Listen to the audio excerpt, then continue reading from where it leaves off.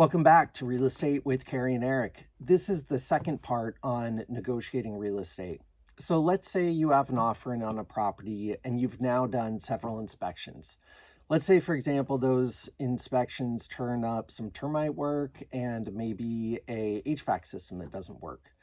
So what you would do from there is go out and get bids from different companies. Typically, pest or termite companies will simply give you a bid based on the report. But if a home inspector goes out and finds a problem with, say, your HVAC system, which is your heater and air conditioner, you would then usually go out to a contractor, subcontractor that does that work. You would ask them to come out, evaluate it, give you a bid, and then again, you would take that piece of information, you'd have it to evaluate, and you could go back to the seller and say, look, I still want to purchase the property, but in light of what I've found, I'm going to need to deal with this.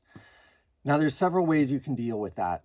And part of this will depend on if you have a loan or if you don't have a loan.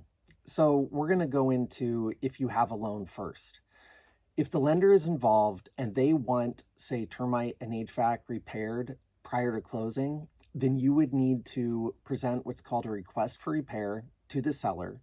You would need to get that approved, and then you would need to do the work and show proof of that work to the lender before you close escrow.